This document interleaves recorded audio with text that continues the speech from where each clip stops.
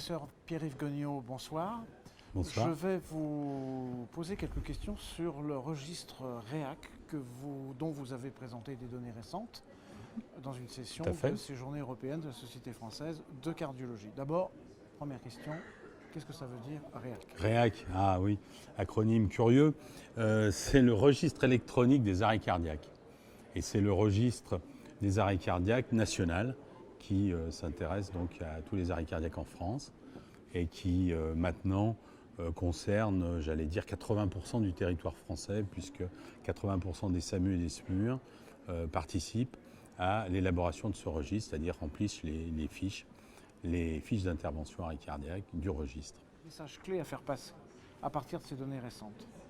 Alors déjà, message clé, en France, on a débuté ce registre il y a maintenant 4 ans, de façon large au niveau national, sur la mise en place préalable de registres internationaux, en particulier américains et japonais. Et on sait depuis pas mal d'années que le développement, la mise en place, le déploiement des registres, c'est un très bon moyen d'améliorer nos pratiques professionnelles. Et en effet, le registre arrêt cardiaque, sur ce domaine bien spécifique de l'arrêt, qui est quelque chose qui, sur le plan médical, est parfaitement étudié, cadré, avec des recommandations tous les 5 ans, c'est assez facile de s'évaluer, d'évaluer ces pratiques par rapport aux recommandations. Et chaque SAMU-SMUR qui participe, chaque ville qui va participer à ce registre arrêt cardiaque va donc permettre d'incrémenter et d'augmenter la banque de données sur le plan national, mais en retour, ils vont avoir et bénéficier de leurs données en temps quasiment réel, à 24 heures près, de leurs données avec une analyse de ces données qui est faite, qui est proposée par l'association REAC et avec des statistiques qui permettent d'avoir régulièrement en temps réel son bilan d'activité et la possibilité de se comparer éventuellement avec son voisin ou au niveau national. D'accord. Donc c'est une sorte d'évaluation des pratiques finalement. C'est une évaluation des pratiques globalement pour un fonctionnement de la médecine d'urgence préhospitalière en ce qui nous concerne, sur le focus de l'arrêt cardiaque, mais c'est également la possibilité d'évaluer ce qui se fait sur le plan national par rapport à d'autres pays, puisque comme vous le savez, on a des pratiques qui sont différentes d'un pays à l'autre. En France, on a une médicalisation préhospitalière auquel on tient énormément au travers des SAMU. Eh bien, ça permet de savoir quel est le meilleur moyen pour traiter l'arrêt cardiaque, comme d'autres sujets, en comparant les choses comparables avec ces données internationales. En termes quantitatifs, vous dites arrêt cardiaque pris en charge par le SAMU, donc il représente quelle proportion à peu près? Alors, c'est difficile à dire peut-être. C'est difficile à dire, mais globalement, on a été capable, depuis qu'on a ces données, on a 4 ans de recul, on a au jour d'aujourd'hui près de 70 000 arrêts cardiaques qui sont dans notre base de données. On sait qu'en France, on a environ 46 000 arrêts cardiaques par an traités par des moyens de secours professionnels, prompt secours avec les pompiers en France et médicalisation avec les SMUR et les SAMU français. Est-ce qu'il y a eu des évolutions sur les pratiques, notamment sur l'injection d'amiodarone par exemple, des choses comme ça? Est-ce que les données que vous avez récoltées jusqu'à présent vont dans le sens des recommandations récentes? Ça correspond à ce qu'on attend? Oui, tout à fait. On a des données qui sont comparables, j'allais dire, aux données internationales et qui vont dans le sens des recommandations.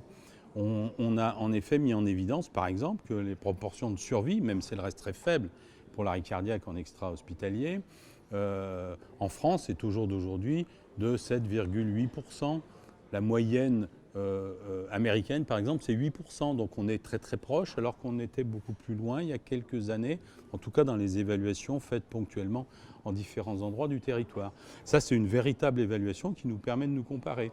On a également, par exemple, mis en évidence que dans nos résultats en France, l'absence de ventilation par bouche à bouche pour les premiers secours, quand une réanimation par les premiers témoins est faite uniquement par le massage cardiaque, ce qui est un petit peu la tendance actuellement, en tout cas dans le développement des formations aux premiers secours, eh bien on a quand même en France de meilleurs résultats quand le massage cardiaque est associé au bouche à bouche. Donc, il y a eu une publication Princeps dans le New England, je crois, ou quelque chose comme ça, qui disait qu'il ne fallait pas le faire. il y a eu plusieurs publications et les dernières publications reviennent un petit peu sur ce qui a été dit. Alors, attention, il ne faut pas changer l'ensemble des messages.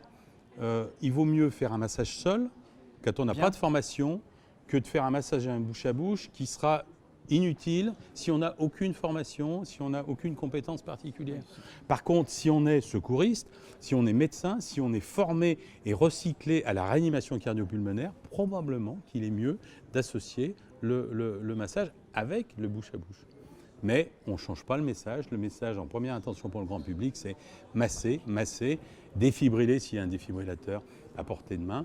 Et on ne parle pas de ventilation pour le grand public. Mais néanmoins, au jour d'aujourd'hui, la ventilation ne peut pas être complètement mise au placard et définitivement mise au placard. Autre élément qu'on a fait évoluer dans nos concepts, c'est bien connu sur le plan international, ça n'avait jamais été démontré en France, c'est la défibrillation grand public. La défibrillation grand public donne en France, j'allais dire, les mêmes résultats qu'aux États-Unis, avec une augmentation de la survie non négligeable, puisqu'on passe de 5% s'il n'y a pas de défibrillateur, à 36% s'il y a un défibrillateur grand public qui délivre un choc, donné par le grand public. Donc on multiplie par 6, facilement par 6, le pronostic. Donc le défibrillateur grand public, oui, ça marche en France aussi.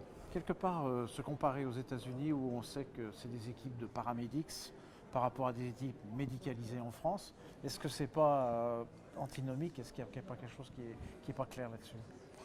Non, je crois qu'il y a les deux concepts. On est revenu sur la guerre des concepts entre le scoop and run américain où quoi qu'il arrive, on amène tout à l'hôpital. Un arrêt cardiaque, on l'amène en le massant à l'hôpital. On sait que l'amener en massant à l'hôpital, c'est pratiquement une déclaration de décès à l'hôpital, si on n'est pas capable de le faire repartir avant. Donc, les paramédics américains ont été formés pour faire un certain nombre de gestes dits médicaux. Intuber les patients, injecter des drogues. En France, on est revenu aussi de notre médicalisation préhospitalière. On n'est pas jusqu'au boutiste.